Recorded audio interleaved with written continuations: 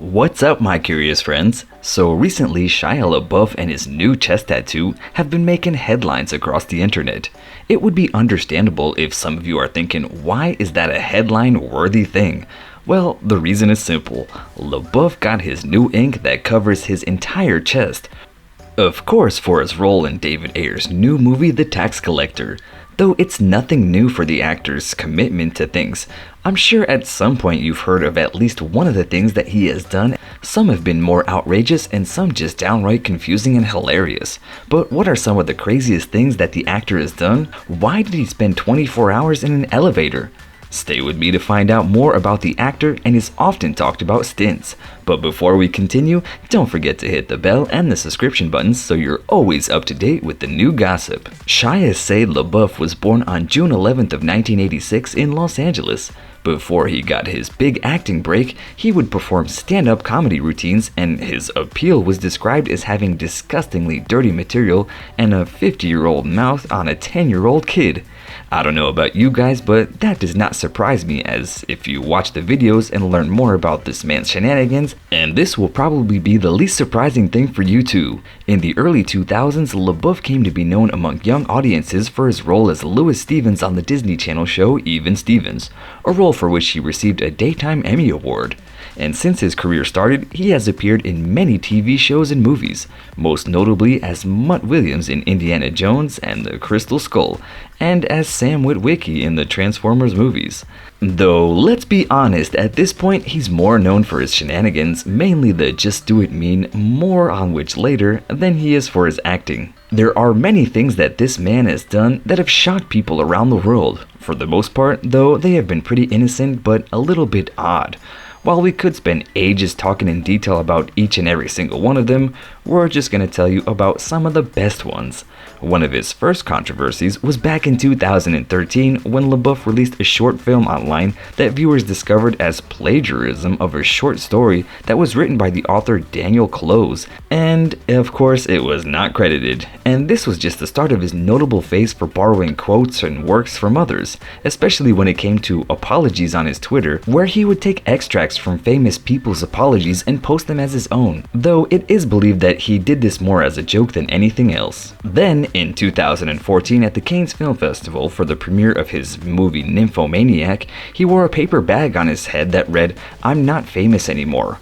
And while I see his point, if you're attending the most prestigious film festival in the world as a celebrity guest, that's not really the case though, is it? Then later at a press conference for the same film, he delivered a cryptic line.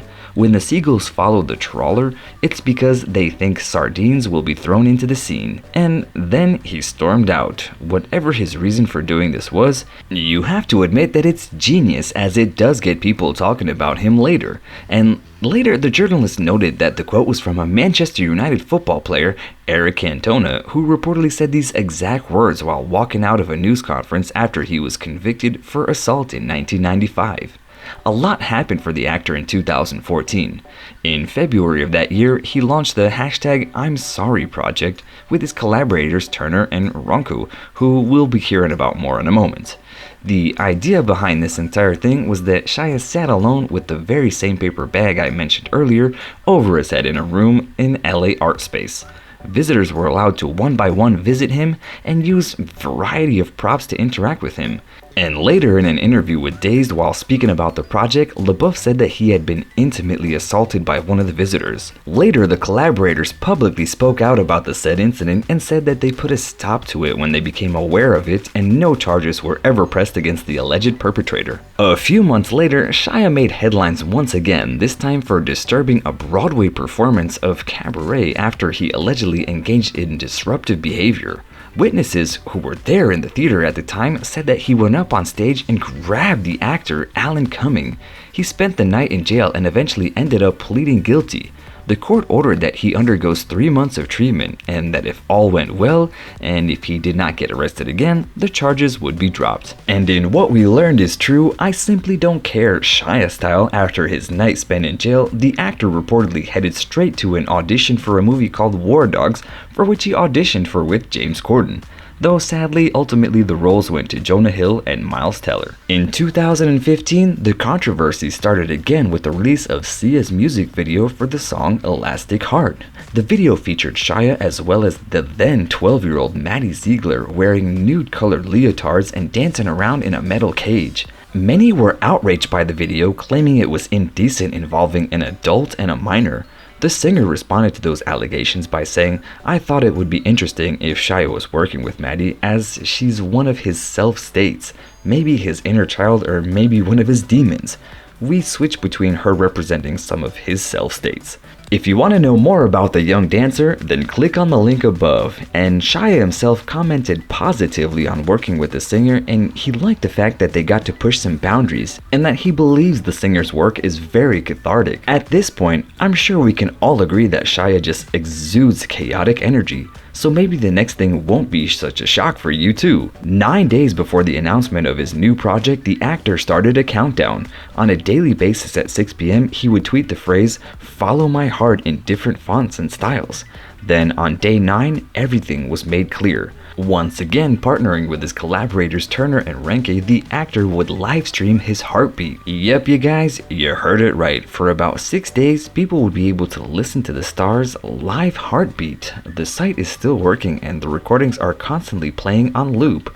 The actor explained himself in a statement by saying, "Just like how cats have whiskers, us humans are also born with our own guidance system, which is our heart." If you want to hear more about Shia's collaborations with the duo, then make sure to keep watching because there is plenty more where this came from. And now, ladies and gentlemen, we get to the thing that he is most known for on the internet circles. Or maybe just meme circles. But anyway, I'm of course talking about the famous "Just Do It" clip. Along with art students from the Central St. Martins, the actor filmed 30 minutes of what seemed to be improvised acting in front of a green screen. And in this video that spawned the ever-memed clip of Shia saying, "Just do it, do it, don't let your dreams be dreams," that clip took the internet by storm, and since it was in front of a green screen, many took the liberty of having their fun with one of the YouTube users even editing Shia in front of a Teletubbies clip, and the show's theme song was playing in the background. And in all honesty, I don't know about you guys, but having him yell at me seems somewhat inspirational. Despite being busy becoming an internet meme sensation, the actor took some time to cool down and take some time to self-reflect. He invited fans to join him at the Angelica Film Center in Manhattan to watch all 29 of his films back to back in reverse chronological order. Oh, and of course, and in true Shia fashion, he live streamed it. Well, not the movies themselves, there would be a lot of copyright issues involved there. No, the actor live streamed his own face as he watched the films. Since there is no sound in the video and all that we can see is his reactions, there's no way of telling what exactly is going on the big screen, but his reactions are priceless. And back to his collaborator friends, in 2016, LaBeouf along with Natsya Said Renke and Luke Turner stayed in an elevator for 24 hours straight in a public art project. Oh, and he live streamed it because it's Shia, of course he did. The project, called #Elevate, took place in a small elevator in Oxford, England. In the footage, you can see other passengers step in and ask whether the trio has been eating and whether they can take selfies with the actor. Man, I wish that one day when I come into work, Shia LaBeouf himself would just be constantly riding in the elevator. The actor with his artistic pals were in Oxford as LaBeouf would be giving a talk at the Oxford University. And since 2016 was already a busy year for the actor, he took up a new project called #TakeMeAnywhere. While joined by his two artist friends, LaBeouf made a month-long cross-country journey where every day he would tweet his coordinates, allowing his fans to find him, pick him up, and literally take him wherever they wanted to, and in the process do anything with him. Yes, I'm aware that sounds really strange and kind of dangerous if you think about it, but it seems that the actor as well as his fans had so much fun with this project. One group who managed to hunt the star down in Colorado got to hang out with the actor at Oscar Blues in Lyons. The fans shared that they got to sit and hang out with him while they shared childhood stories about his family. Now, this got me wondering, did any of you guys try to find Shia and his friends? And did any of you actually manage to do so? If yes, then let me know in the comments below because I'm really curious. 2017 brought LaBeouf's most political work to date, The actor co-set up a camera that was connected to a continuous live stream outside of New York's Museum of the Moving Image. The message displayed on the wall above the camera was "He will not divide us," and the he referring to at the time was newly elected President Donald Trump. And to launch his protest project, Shia recruited Jaden Smith to recite the phrase over and over, like a mantra, for over 4 hours on the day of Trump's inauguration day. Apparently, the camera was set to continue filming all throughout his presidency, and it drew crowds and controversies. As expected, the museums decided to shut down the project on February 10th of that year. In a response to that decision, Shia and his collaborators considered the move an abandonment.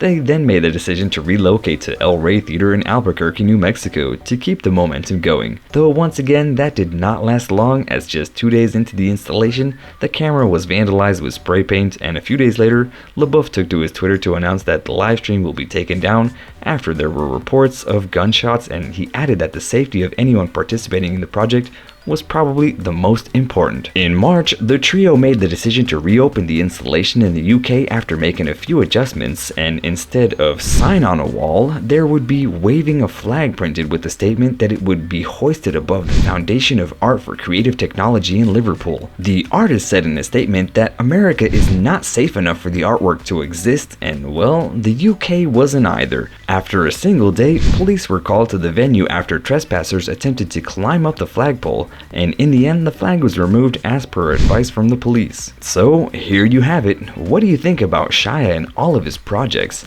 In your opinion, which project was most interesting? Should Shia spend more time focusing on his collaborations with Turner and Ranke?